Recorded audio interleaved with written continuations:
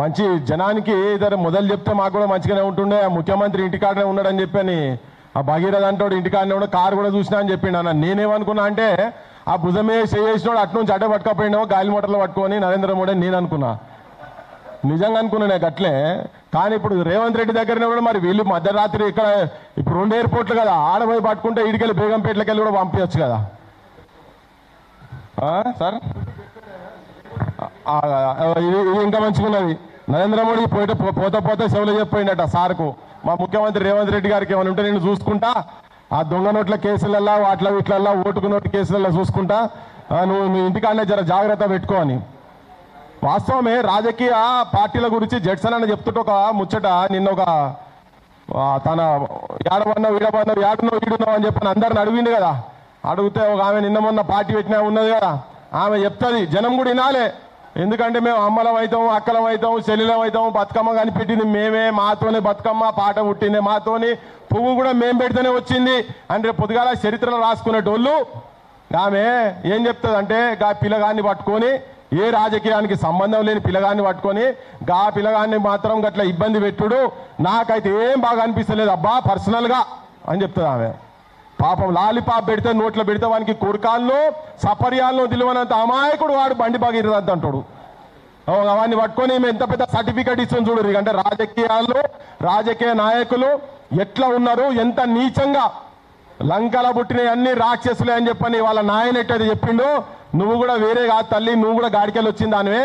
ఎందుకంటే ఇన్ని రోజుల తర్వాత కూడా మరి నీకందుకు నిన్ను కూడా అటే అందులో సారదాన్లలో లోపల నూక్తామని ఇప్పుడు ఏమైనా చెప్పిర్రో నీకు తెలియదు, లేకపోతే నువ్వు పొద్దున్న లేస్తే ఇదే కదా, మరి దాంట్లో ఎక్కడ నీ వాటాల్లో వచ్చినో తెలియదు. కానీ నిన్ను చీతు అనుకుంటున్నారు ఆడోళ్ళు మొత్తము. జాగ్రత్త, అన్ని రాజకీయ పక్షాలు కూడా అట్లనే ఉన్నాయి. ఇగో అక్కడ ఒక దిక్కు అట్లుండేది ఉంటే ఒక దిక్కేమో ఇట్లా ఉన్నారు చూడు ప్రజల పక్షాన. జనమంతా కూడా జనాన్నే నా అన్నలు అనుకున్నా, జనాన్నే నా తమ్ముళ్ళు అనుకున్నా, జనాన్నే నా కుటుంబ సభ్యులు అనుకున్నా, నా అక్కలు అనుకున్నా, చెల్లెలు అనుకున్నా అని ముచ్చట చెప్పుకుంటేనే, నా కొడుకు తప్పు చేస్తే ఏ శిక్షకైనా శిక్ష పడేది ఉంటే దేనికైనా కానీ పడాల్సిందే, చట్టం ముంగట ఎవరు అతిథులు కాదని చెప్పుకుంటూనే ఏ మాట మాట్లాడి అంటే ఒక్కొక్కరిని చూడుని గుర్తుపెట్టుకొని ఒక్కొక్కరిని సంగతి చూస్తా, ఒక్కొక్కరిని అంతు చేస్తా అని దేవునికి సంబంధించిన సభల. అది ఒక హనుమాన్ జయంతి నాడు దేవుని గురించి భగవంతుని గురించి మాట్లాడే కాడ ఆయన ఒక చునౌతి ఇస్తున్నాడు చిట్కెలు పెట్టి. ఎవరిని వదిలిపెట్టా ఒక్కొక్కరిని సంగతి చూస్తాను. ఓ దిక్కు తప్పు జరిగిందని ఒప్పుకుంటూనే మళ్ళా బెదిరించేటువంటి ప్రయత్నం చేస్తా ఉన్నాడు. సో ఎవరిని భయపెట్టిస్తున్నాడు ఈయన? అసలు ఈ తెలంగాణ అంటేనే త్యాగాల నేల, సావుకి కూడా భయపడ్డాడు నీయసుంటాడు. మస్తు మందిని చూసిపోయారు, ఇట్లా ఉలగాలని వచ్చిన మంది చూసుకుంటా పోయారు. మళ్ళీ మాట్లాడుకుంటేనే ఇప్పుడు ఇక్కడ బొమ్మ పెట్టేటప్పుడు కూడా అనుకున్నాం ఆయన బొమ్మ పెట్టాలనా లేదా అని. కానీ బొమ్మ ఇద్దరు కలిపి పెట్టుడు ఎందుకంటే, ఒక కేంద్ర మంత్రి స్థానంలో ఉండి ఆ కుటుంబము వాళ్ళ బాధలు చెప్పుకుందామని ఇంటికి పోతే, ఆ తల్లిదండ్రి ఆ మైనర్ బాలిక తల్లిదండ్రి ఇంటికి పోతే, నేను ఒక సెంట్రల్ మినిస్టర్ను, నాతో మీరు పెట్టుకొని మీరు ఈ భూమి మీద ఉండగలుగుతారా?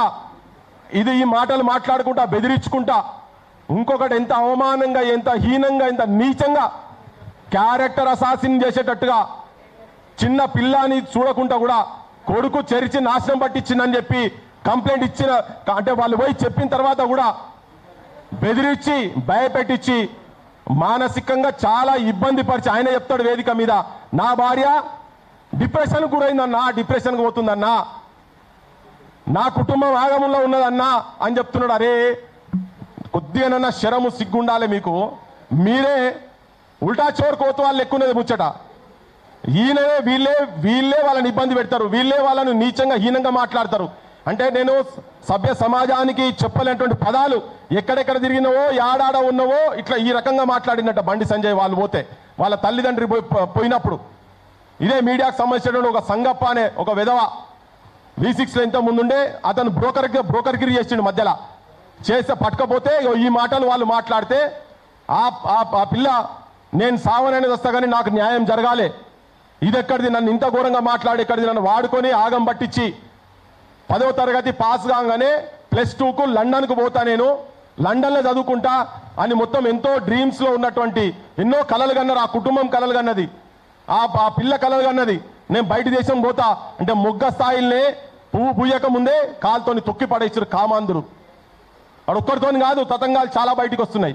ఇవన్నీ జరుగుతుంటే ఇది ఒక పక్కకి జరుగుతుంటే గవర్నమెంట్ అసలు రేవంత్ రెడ్డి ఈయన ఏం ముఖ్యమంత్రి అసలు నిజంగా చెప్పాలంటే తెలంగాణలో ప్రెసిడెంట్ రూల్ పెట్టాల్సిన అవసరం ఉన్నది, వెంటనే బర్తరఫ్ చేయాలి గవర్నమెంట్ను.